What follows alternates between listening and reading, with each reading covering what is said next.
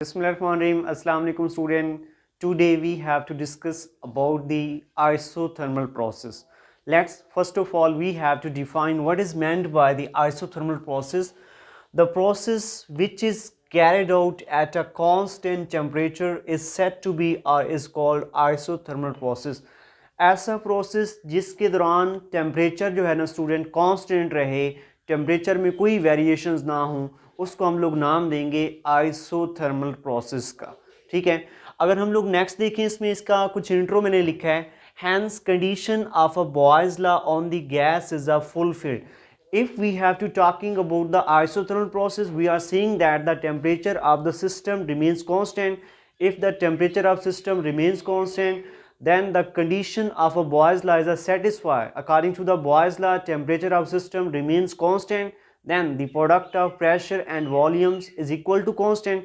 Yes, of course we are talking about the Boyle's law, and according to this statement, hence the condition of Boyle's law on the gas is a fulfilled. Therefore, when the gas is expand or compressed isothermally, student अगर temperature constant रहे किसी भी gas का, अगर gas compressed होती है या expand होती है आइसोथर्मली मीन टेम्परेचर कांस्टेंट रहे, then the product of its pressure and volume remains constant. तो उस गैस के प्रेशर और वॉल्यूम का जो प्रोडक्ट होगा स्टूडेंट वो कैसा रहेगा, कांस्टेंट रहेगा। और यही हमारे पास बॉयल्स लॉ है।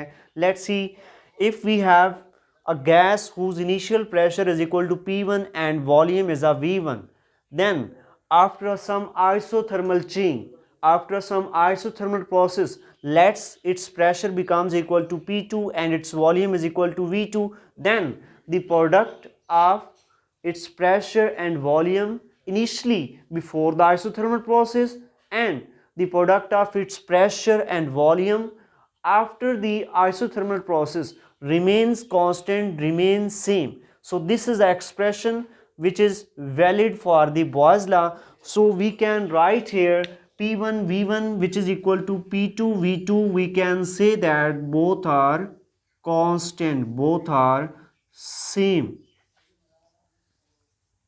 This is a Boyle's law which is a valid for the isothermal process. And if we look at the PV diagram, pressure and volume diagram for an isothermal process, then look at that. Here we have a volume across x-axis and pressure across a y-axis, and then we get such a curve. And this is a near about a horizontal curve. जब हम लोग बात करते हैं isothermal process की student, तो हमारे पास pressure volume curve जो हमें मिलती है in variations of pressure and volume curve जो है वो कुछ इस तरह से मिलती है, और इस कर्व को हम लोग नाम देते हैं आइसोथर्म का। ये जो कर्व है स्टूडेंट ये नियर अबाउट हॉरिजॉन्टल है, इसका जो स्लोप है वो बहुत कम है, स्लोप इसका कोई ज़्यादा नहीं है। मीन एक हॉरिजॉन्टल लाइन का जो स्लोप होता है वो 0 के इक्वल होता है, तो ये नियर अबाउट हॉरिजॉन्टल ही है, कोई ज़्यादा इसमें कर्व नहीं है, कोई स्लोप नहीं है। ये आइसोथर्मल कर्व है, ये इसका स्लोप कम होना ये इंडिकेट कर रहा है द वर्क डन, सॉरी ये इंडिकेट कर रहा है the change in pressure and volume in isothermal process is at a slow rate. आप यूं कह सकते हैं कि हमारे पास ये जो कर्व है, ये जो पीवी कर्व है, इसका स्लोप कम है। आप कह सकते हैं isothermal process is a slow rate process. Change जो होगा प्रेशर में या वॉल्यूम में वो किस हिसाब से होगा, स्लो रेट से होगा। ठीक है, वो कम होगा with the passage of time. अगर आप लोग देखें यहाँ पे इनिशियली सपोज कर लें ये कोई पॉइंट है, यहाँ पे जो वॉल्यूम है क्रॉसपोंडिंग वॉल्यूम V1 है और क्रॉसपोंडिंग प्रेशर P2 है। ठीक है, अगर हम लोग नेक्स्ट सिस्टम जो है वो अब यूं कह लें एक्सपैंड हो रहा है, सिस्टम एक्सपैंड होता है तो ये जो स्लोप है, ये जो कर्व है वर्टिकली डाउनवर्ड आता है, क्योंकि सिस्टम में जब एक्सपेंशन आता है तो प्रेशर डिक्रीज होगा, वॉल्यूम इंक्रीज होगा। या सिमिलरली जब कर्व इस तरह से आ रहा है इट मीन्स दैट पहले इनिशियल वॉल्यूम था V1, उसका ये कोई वैल्यू था, अब जो है इस पॉइंट पे अगर चेक करें तो वॉल्यूम V2 है, वॉल्यूम में ये देखें इतना चेंज आया है, इंक्रीज आया है। तो प्रेशर देखें पहले इनिशियली इस पॉइंट पे P2 था, अब इस पॉइंट पे क्रॉसपोंडिंग कितने हैं P1, यस प्रेशर में डिक्रीज आया है। अगर वॉल्यूम आप लोग इंक्रीज करते हैं तो प्रेशर में डिक्रीज आएगा, लेकिन दोनों का जो प्रोडक्ट है स्टूडेंट वो कैसा रहेगा, कांस्टेंट रहेगा। और ये हमारे पास एट अ कांस्टेंट टेम्परेचर जो है पीवी डायग्राम है और इसका स्लोप जो है वो मिनिमम होगा, कम होगा, which is indicating that the isothermal process is a slow rate process. And next, if we have to use the first law of thermodynamics for the case of an isothermal process, then according to the first law of thermodynamics, that's Q heat added to the system is equal to change in internal energy plus work done by the system on its surrounding. Then look at that, as we are dealing about the isothermal process. In isothermal process, temperature remains constant, so we can say that, as you know, that the internal energy is directly proportional to the temperature, and if the temperature is a constant, then you can say that internal energy U, that is also a constant. अगर temperature constant रहता है तो internal energy भी कैसा रहेगा, system का constant रहेगा। If the internal energy is a constant student, then delta U, change in internal energy, would be equal to 0. Yes, of course, for the isothermal processes where the temperature is to be remains constant, then you can say that the internal energy is constant and the change in internal energy is equal to 0. If the change in internal energy is equal to 0, then put this value in this equation 1 in the place of a delta U, then we get the Q is equal to 0 plus W, and then we get finally Q is equal to W. What does it means? It means that in isothermal process the change in internal energy of system is equal to 0, and then Q is equal to W. It means that if you have added a heat to a system, then this heat would be totally converted into a useful work done. This heat Q is equal to W. It's indicating that if you have to provide a heat to a system, then system expand or compressed on the providing of a heat.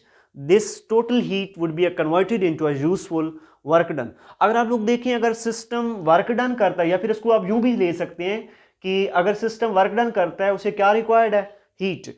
और अगर आप system से work लेना चाहते हैं, system work done perform करता है bye compressing और बाय एक्सपैंडिंग, तो आप क्या कहेंगे कि उसे हीट रिक्वायर्ड है। और आपको पता है अगर हीट आप किसी सिस्टम को प्रोवाइड करना चाहते हैं, heat take a amount of time to shifting from one point to another point, एक पॉइंट से दूसरे पॉइंट तक हीट को ट्रांसफर करने के लिए, शिफ्ट करने के लिए टाइम रिक्वायर होता है।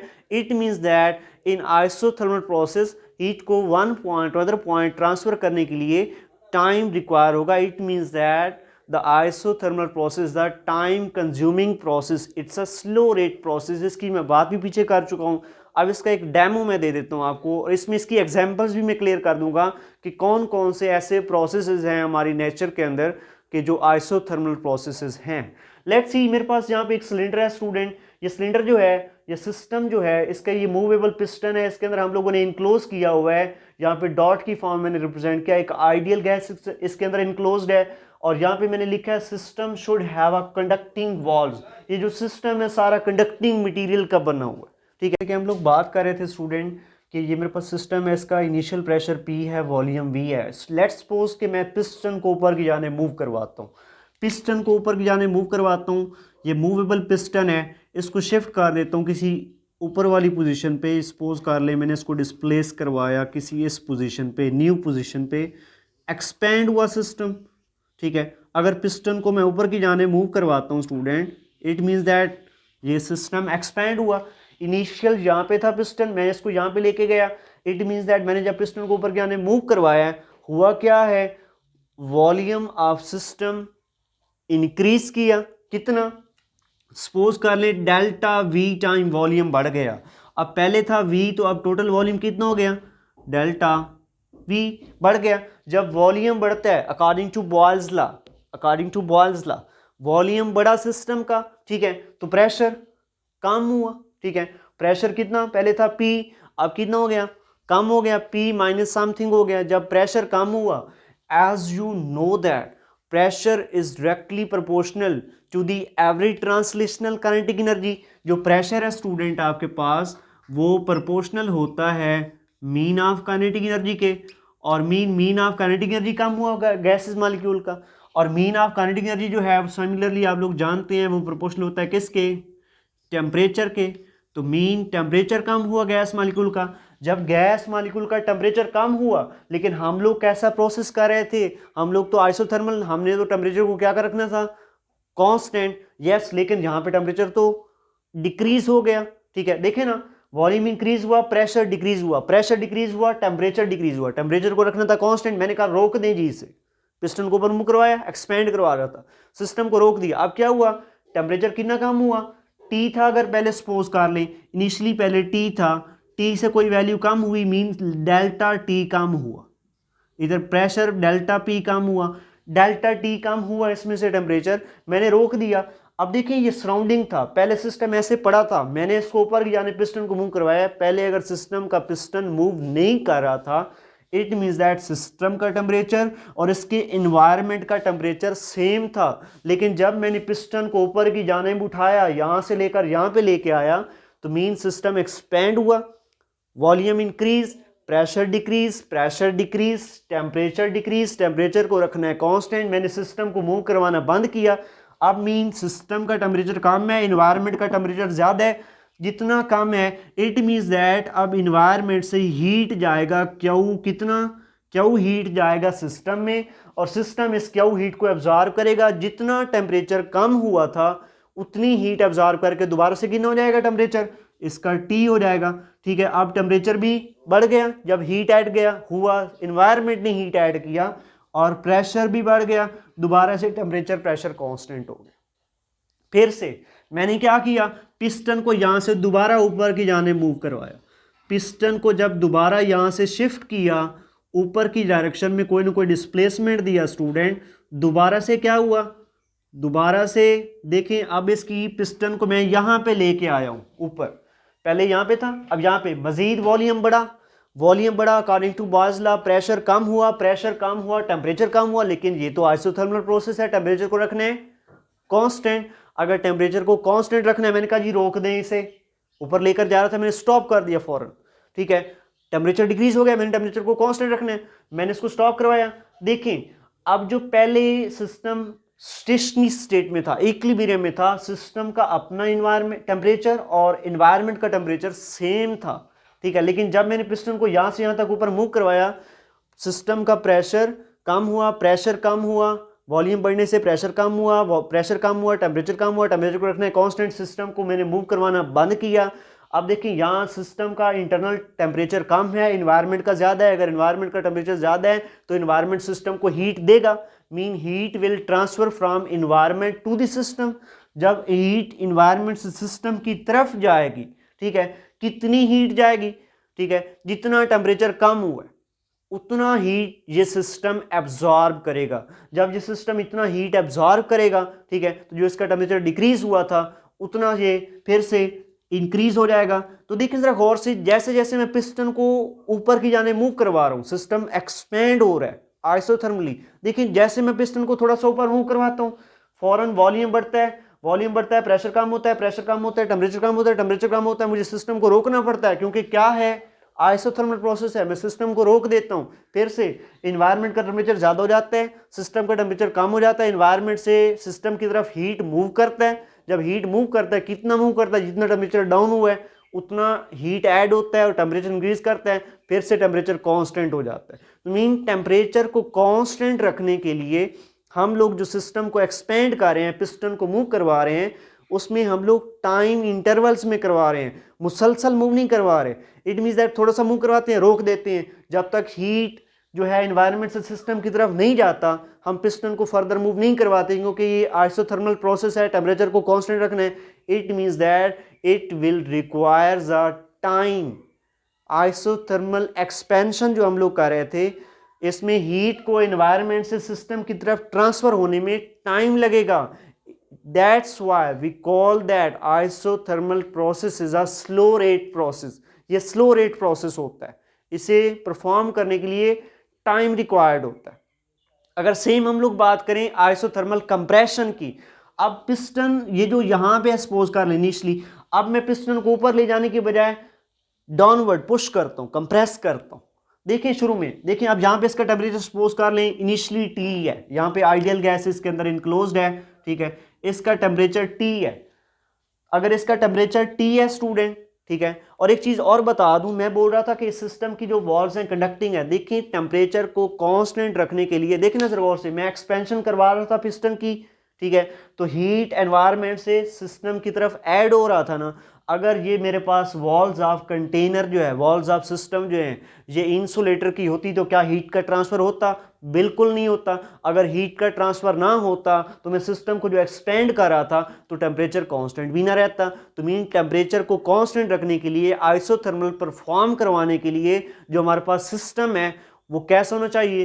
कंडक्टिंग वॉल्स में होना चाहिए। इट मीन्स दैट आपके इन्वायरमेंट में, आपकी नेचर में जितने भी प्रोसेसेस हो रहे हैं, अगर उनकी वॉल्स जो हैं, वो सिस्टम की जो वॉल्स हैं अगर वो कंडक्टिंग हैं, उसके अंदर कौन सा प्रोसेस हो रहा है? नो डाउट आइसोथर्मल प्रोसेस हो रहा है। वो तमाम आपके पास डिवाइसेस, वो तमाम आपके पास ऐसे प्रोसेसेस, आपके पास तमाम एप्लीकेशंस जिसका वॉल्स, जो सिस्टम का बॉडी है, ठीक है, अगर वो कंडक्टिंग मटेरियल का बना हुआ है तो उसके अंदर कौन सा प्रोसेस होगा? आइसोथर्मल प्रोसेस होगा। कंडक्टिंग का क्यों बना है? हीट का ट्रांसफर रिक्वायर्ड है। It means that isothermal process में हीट का ट्रांसफर होता है टू मेंटेन द टेम्परेचर। आपकी गाड़ी, आपकी मोटरसाइकिल का जो इंजन है, क्या वो प्लास्टिक का बना हुआ है? क्या वो ग्लास का बना हुआ है? नो, वो मेटल का बना हुआ है। It means that the process that's performing inside your motorcycle engine, that's a isothermal process। वो isothermal process है और वो slow rate process है। सेम नेक्स्ट देखिए, अगर इसको हम लोग कंप्रेस करें स्टूडेंट, यहाँ पे इस पिस्टन को वर्टिकली डाउनवर्ड कंप्रेस करें, अगर हम लोग डाउनवर्ड पुश करें, इनिशियली देखें इसका टेम्परेचर टी है, और अगर ये इक्विलिब्रियम की स्टेट में है, इस सिस्टम, इस सिलेंडर का जो टेम्परेचर टी है, एनवायरनमेंट का टेम्परेचर भी कितना है? सपोज कर ले वो टी है, दोनों का टेम्परेचर सेम है, ये इक्विलिब्रियम स्टेट में पड़ा है। लेकिन जैसे ही हम लोग कंप्रेस करते हैं पिस्टन को, सपोज कर ले यहाँ से फोर्स लगा के कंप्रेस करते हैं, पिस्टन यहाँ से कंप्रेस होके, ठीक है, ये इसको डॉट, सॉरी मैं यहाँ पे लिख देता हूँ, यहाँ पे आ जाता है सिस्टम। ये सिस्टम इधर आ गया, कंप्रेस किया, यहाँ पे पिस्टन आ गया, पिस्टन यहाँ से यहाँ कंप्रेस किया। देखें जब पिस्टन को नीचे की जानिब कंप्रेस किया है, ठीक है, तो हम लोग क्या बोलेंगे? वॉल्यूम में डिक्रीज आया। वॉल्यूम में डिक्रीज आया तो according to Boyle's law pressure में इंक्रीज, इसका प्रेशर बढ़ा, प्रेशर बढ़ा तो काइनेटिक एनर्जी बढ़ा, काइनेटिक एनर्जी बढ़ा तो टेम्परेचर बढ़ा। इट मीन टेम्परेचर बढ़ गया। If you have to compress the piston, तो सिस्टम का प्रेशर बढ़ा, प्रेशर बढ़ा, टेम्परेचर बढ़ा, टेम्परेचर बढ़ गया, तो हमने तो कैसे रखना था? कांस्टेंट। मैंने कहा रोक दो, सडन रोक दो, क्योंकि टेम्परेचर पहले टी था, अब कितना हो गया?